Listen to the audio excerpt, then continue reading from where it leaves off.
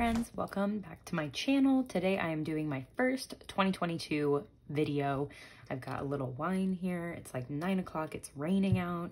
It's just a whole vibe over here. So I hope y'all's year is off to a great start. I had so much fun on my New Year's trip, but I'm really excited to batch record a bunch of videos for y'all because I just finished designing my new envelopes that I'll be launching on January 10th in my Etsy shop, which is always linked down below. So I will be setting up my sinking funds tomorrow and stuffing them and all the things. So today we are goal setting for the year, and that is the point of today's video. And eventually we'll also do a budget with me for January, but today is just my overall goals for the year. So this is my 2022 dated budget book, which is available on my Etsy shop. You can get a digital download version like this for a digital planner, like a tablet. You just have to use a note-taking app, like I use GoodNotes, but you could also use Notability, other ones that exist out there. And you just import the PDF into the app that you're using, and then it is ready to go for you. And I'll show you how to, add pages, delete pages, things like that in this video. So this is the front cover of my planner, and it has a couple tabs up top and then a tab for every month on the side. So the first page does go straight into goals and projections. So you can also tap this tab here, and this is where we are starting. To give you a brief overview of what else is in here when you buy it, we're gonna go through the goals tab, so I won't show you that right now. But in trackers, you do get a financial overview tracker of where you can track your income, your savings, and all of that throughout the year for each month. And there's also a debt payoff update sheet if you want to fill that out. There's a debt payoff tracker like visual where you can fill out, there's each month, and you can fill out what your starting date is for paying off your debt, what the starting balance is, and then you divide each box. You divide your starting balance by 25, which is the number of boxes there are here, and then you would start with $0 and go all the way up to the your max debt.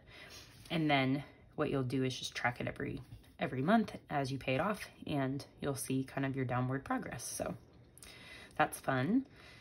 In the challenges tab here, you get 2 free trackers for challenges, the 100 envelope challenge and the 52-week savings challenge, which you can actually include your own amounts, but there are 52 lines if you want to use those. In the notes section, you get lined notes pages and plain notes pages. You can add them. If you want to add more, you just go up and you copy the page, and then you go to wherever you want it. So say you wanted it in February, right after this, you would just hit this add page button and then say paste page, and it will paste it right after that page. So now you have a notes page right in here. If you decide you don't want it, you just go in and you delete it. And that's how you can kind of add pages. So those are your notes section. And then the extra section is just blank. So this is where you could add pages if you, downloaded someone's savings tracker that's not mine, but you want to add it here. You could come in here to extras, and then you can add your own page. So you could hit this plus page, but you could, import something. So you can import a PDF from somebody else. You could, whatever your note-taking app has as options for templates, you could use those. If I sell any templates later that aren't already included in this, you can add them here, things like that. So that's exciting. And then you jump into your months, and they all look the same. And you have the option of either a Sunday start like this or a Monday start, and you just delete the one you don't want. So it's already in there for you. And you get a monthly budget where you can break down all the income you make that month, any of your bills you pay that month, your spending, any extra debt payments you make, your cash envelopes, how much you save each week, and then your sinking funds, how much you save each week. And then you also have a weekly budget where you can break down stuff by week, or if you're paid bi-weekly, you can do it bi-weekly. There's a cash breakdown sheet so you can figure out how much you need to withdraw from the bank. There's an extra side hustle budget that you can use, but if you don't have any side hustles, again, you can just delete this page. There's a transaction log where you can log your transactions in there. And then there's all of my typical monthly closeout pages, a way for you to update your cash envelopes and sinking funds, do some debt payoff check-ins, net worth check-ins, and then just close out your budget with a couple extra pages. So one thing to note is if the month has 4 Fridays, you'll get a template that has weeks 1 through 4. But if you have a month that has 5 Fridays, so like April has 5 Fridays, your template is going to include 5 weeks, so weeks 1 through 5. So that's something to note, that it is based on Friday pay schedules. But say there's a week 5 available and you're not paid 5 times, just don't fill in that column. So there is that. But yeah, that's it for today's video. For going through the budget book, if you want to see me fill out my January budget, you can come to one of my next videos, which will be a January budget with me, where I will be going through that. But today we are sticking to the goals and projections section of the planner. And first up, you get year at a glance pages, which I like to use to go through and think through what things are coming up in my year so that I can keep that in mind as I am building out my budget. So the very first thing for this year that's important for me to know is that I have a new job that I'm starting halfway through this month. So for this month, I'm using my last full paycheck from my current job, which will, get me through the month as usual. But in February, I'm going to get paid from 2 different companies. So I need to keep that in mind. So I want to have a bit of a cushion going into February in case, there's anything weird that goes on or any strange deductions from my paycheck. So I want to be aware of that. So with that means I need to budget differently. So you'll see kind of a new sinking fund because of that. I'm going to have new insurances, which means certain copays might be more or less. And I will also have a new salary, which means I'll have more money coming to me. So all of that is new in January. So that is definitely something to note. In February, it's Valentine's Day, and I'm also going on a work conference. So those I'll need to budget for. In March, I have one of my best friend's birthdays and my sister-in-law's birthday, and my sister-in-law and my brother might visit that month. So those are things I'll want to budget for as well. In April, I might go home to visit my family for Easter, and my lease is technically ending at the end of April, so I need to figure out if I'm staying or moving. And then in May, we have Mother's Day, my parents' anniversary. I might have a new lease. And my family is going to the beach at the end of that month into June, so I need to budget for that as well. Then one of my other best friend's birthdays is in June, Father's Day is in June, and Juneteenth is in June. So those are things for me to note as well. July, we've got 4th of July, which might end up being a girls' trip kind of thing with some of my best friends, so we'll see about that. Colin, my boyfriend's birthday, is in August. And then I am invited to a wedding in Minnesota in August, so I'll also be traveling for that. September is one of my other friends' birthdays that I forgot, so included that. And October, we've got Indigenous Peoples Days, my dad's birthday, and Halloween. And then November, we have my birthday, Thanksgiving, and Black Friday. And then in December, we have my brother and mom's birthdays, my anniversary with my boyfriend, Christmas, and New Year's Eve. So lots going on always in December. All right, so next up I have my short-term goals, which is for the year 2022, the year we're currently in. And this is kind of a breakdown of what my goals are. So first up, I want to put 15% of my pay to retirement, and that includes all of my income for this year. So I always put 15% or have started putting 15% of my full-time paycheck towards retirement. But this year I want to also add 15% of my take-home pay from side hustles to retirement. So that will just be 15% of my income. I want to not put more than 50% of my income towards bills and spending. So really that's not an amount, it's just 50%, and we're going to try and do that all year, or at least round it out. So I'll say 50% of take home, and then 70%, towards, this should say savings, not bills and spending, and it should actually be 35%, not 70%. I just think I got distracted. Okay, so at least 35% there. And I got these numbers based on my closeout from 2021. So if you haven't seen that video, I'll link it up above. But based on that, I figured I could lower my goal for bills and spending from, I think it was 70% before, to 50, and then up my savings to 35. And obviously we don't have debt, so the rest of that can go to retirement. Next up, my next goal is I want to get 1 month ahead on bills, because I'm going from getting paid monthly to getting paid twice a month So it would just be easier if I'm a month ahead on my bills, and I always kind of wanted to do that anyway. So I want to save $1,300 for that in the month of January. I already have $800 saved, so I only need about $500 additional dollars. So that is going to be my main goal for January, is to do this. So this is like my first priority goal.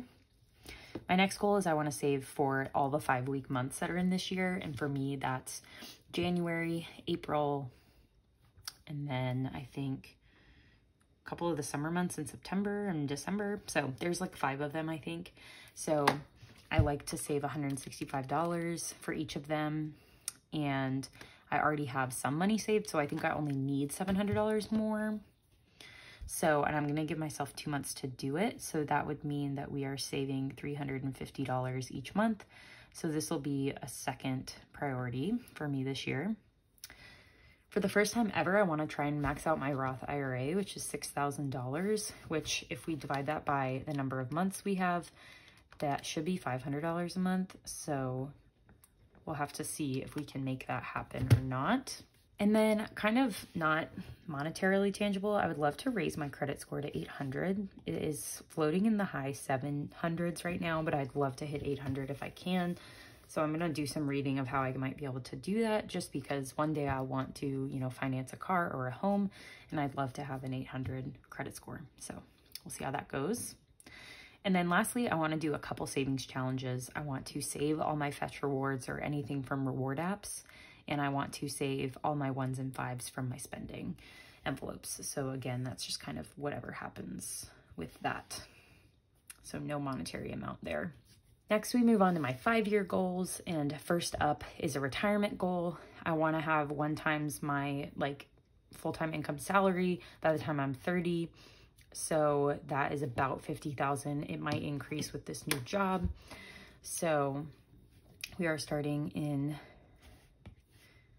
January of 22, and I'll be 29 this year, so we need to end by November of 23. Yes. So that is kind of, I've already obviously started saving for retirement, but we're continuing it now.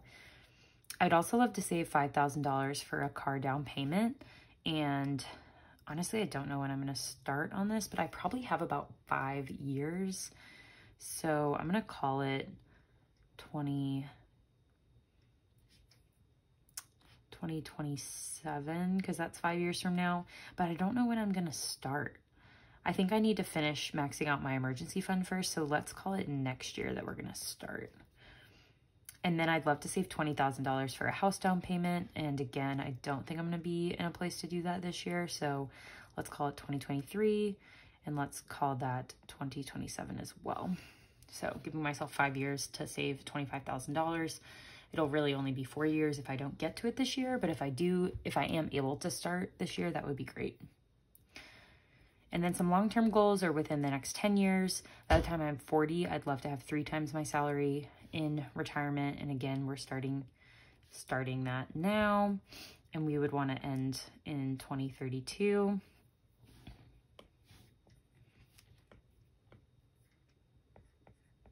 I'd love to grow my emergency fund to $15,000, which would be 5 months worth of expenses. And my emergency fund does have money in it now, but I don't think I'm gonna intentionally put more money into it this year. So we're gonna call that a 2023 goal. This should say 22. I keep forgetting it's 2022. Yeah, okay. And then for house down payment, why is it in there twice?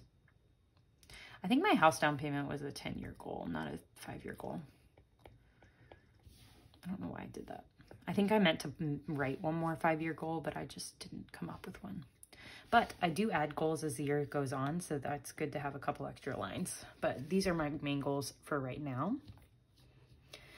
Next up are my sinking funds goals. So I have some lofty goals that I'm not sure if I'm going to be able to hit, but we're going to try. So first up is car maintenance.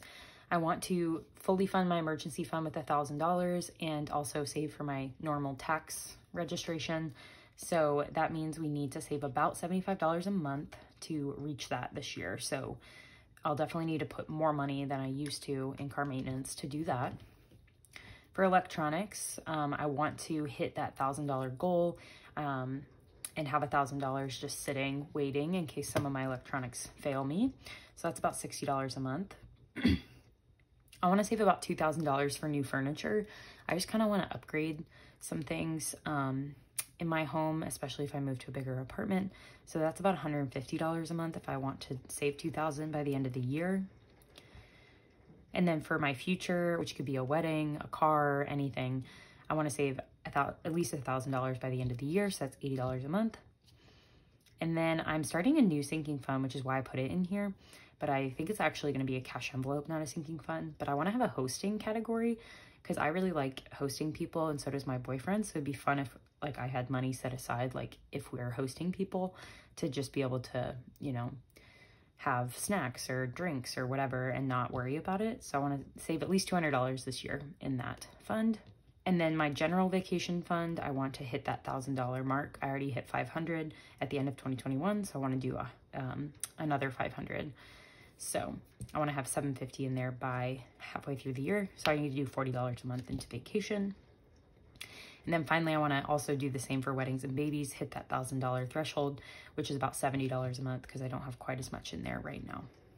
Moving on to some other date-specific ones. We've got Christmas in December, and I want to have $700 saved by November. So that's going to need to have about $60 a month from my budget. Europe, my boyfriend's, one of his good friends is getting married in Croatia in 2023, and we would like to go and then, you know, travel around Europe together. So I want to save around $4,000, I think, by early 2023. I can't remember when the wedding will be. So I need to put away about $250 a month to be able to do that. So that is probably my loftiest goal, just because that's a lot of money a month. So we'll see how that goes. And then moving is another big priority for me. If I end up moving when my lease ends, I want to save $2,000 by April or May. So that's about $400 a month. So I'll need to hustle on that. And then I want to finish my seasonal activities challenge, which needs $400 by September so that I can spend money in the fall. And that's about $30 a month. Next in the goals section is a debt payoff goals section, but I'm debt free, so I don't need to fill this out. But you would just list your debts by the priority you want to pay them off, list out your interest rates, what the balance is when you started, when you would like to be done with that debt, and what that goal end balance is. So if the goal end date is just December 31st, 2022, and your goal balance is to only have, you know, $2,000 left of that debt, you would write that there.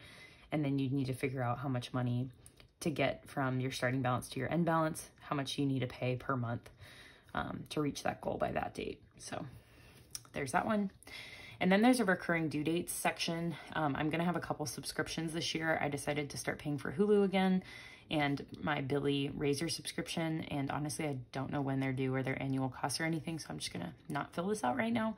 But I think like Billy is like $9 a month or something, and Hulu is like $13. So you would go in and kind of write this out if you pay yearly. So then next in this section is your end of year wrap up, which if you saw my 2021 wrap up, you've seen these sheets already. And these are all in here for me to fill out at the end of the year. And that is what ends this goals section. And you jump into trackers, which is the next section.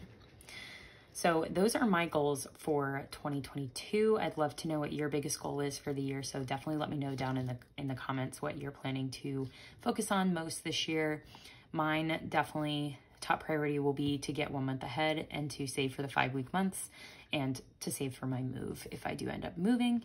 So those are my top priorities for sure. So you all will get to see me work on those as I go through 2022. So I hope you'll subscribe and like this video and follow me along on my journey as I start my first year as a debt-free post-grad adult.